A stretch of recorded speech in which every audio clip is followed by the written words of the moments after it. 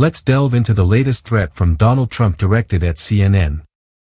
A situation that gains even more weight when paired with some breaking news that unfolded just before we went on air. This isn't just about rhetoric. It's about a pattern of behavior that blurs the lines between governance and personal retribution. The breaking news involves CBS, which is currently navigating a pending merger with Skydance, a company notably run by the son of Larry Ellison, the Oracle founder who has maintained a close relationship with the Trump administration. In a move that raises eyebrows, CBS has just settled a lawsuit with Trump for the exact same amount as ABC previously did, $16 million. It's worth noting that the original ABC lawsuit was arguably more serious, as it involved a clear misreporting of facts related to Trump's liability in the E. Jean Carroll case for CBS. However, a $16 million settlement feels like a small price to pay to potentially smooth the path for their massive corporate merger to be approved. Before we circle back to the implications of that settlement, let's examine the direct threat Trump made. He was asked about his stance on CNN, specifically regarding their coverage of the recent Iran bombing and a separate issue about an app that allegedly tracked ICE agents. Trump's response was chillingly direct. He confirmed that his administration was actively working with the Department of Justice to explore prosecuting CNN. He stated, "What they're doing is actively encouraging people to avoid law enforcement. We're going to actually go after them and prosecute them." He didn't stop there, adding that CNN might also be prosecuted for having given false reports on the attack in Iran. Totally false reports. He then invoked the honor of the military pilots, claiming they hit their targets perfectly and that the media's questioning of this was a betrayal. This raises a critical question we've debated before: how seriously should we take Trump's flirtations with authoritarianism? While some of it might be dismissed as bluster or a lark, there are very real examples of this administration making good on its threats. The incident where ICE agents pulled Raisa Ozork off the street over an anti-Israel op-ed is a stark reminder that this isn't a game. However, when it comes to this specific threat against the press for their reporting, it feels more like an attempt at intimidation than a legitimate legal strategy.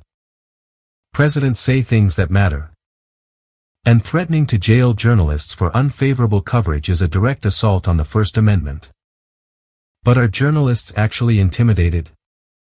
We ourselves recently published a piece featuring an interview with an Iranian nuclear scientist who claimed that key materials were moved before the strike and that the Fordo facility was not, in fact, totally destroyed.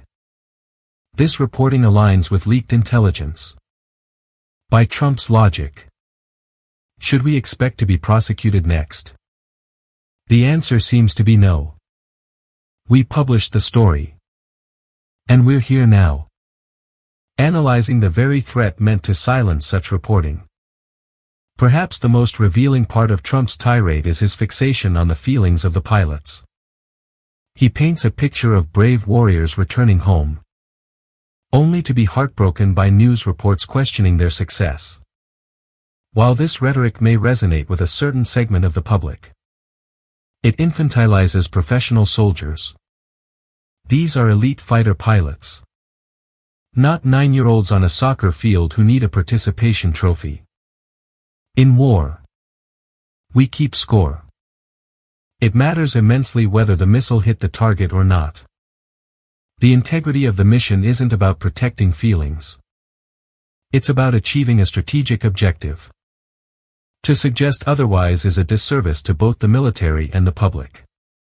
This brings us back to the CBS settlement, which perfectly illustrates the real power play at work. The lawsuit itself was hardly a serious legal document. It was riddled with partisan language, cited Breitbart, and felt more like a political grievance than a legitimate claim of defamation. In fact, the very 60 Minutes interview in question, where they edited a clip of Vice President Kamala Harris, won an Emmy. While the deceptive editing was a poor journalistic practice, something networks do far too often, it is not illegal. So, what is this really about? It's not about justice or defamation. It is a transactional way to funnel money to the president, or his designated causes like a presidential library, in order to receive his blessing on a corporate merger worth billions. This isn't about wrongdoing. It's a shakedown. CBS is not admitting guilt, but they are paying the price to play the game. This sets a dangerous precedent, vindicating those who worried that ABC's earlier settlement would just embolden Trump to use the legal system as a tool for extortion. We're now hearing whispers around town that another way to curry favor is to invest in a potential Melania Trump documentary. It's a classic scheme. Corporations pour money into a project, and whether it succeeds or fails is irrelevant. The investment itself is the real transaction. And in return, you get your merger or avoid regulatory scrutiny. We are deep in Roy Cohn territory, where the law is not a shield for the innocent but a sword for the powerful. In the face of these complicated and often cynical maneuvers, it can be easy to feel disheartened. The threats against the press, the corporate backroom deals, and the political theater are all designed to create noise and confusion. But it is precisely in these moments that the mission of independent journalism becomes its most beautiful and essential.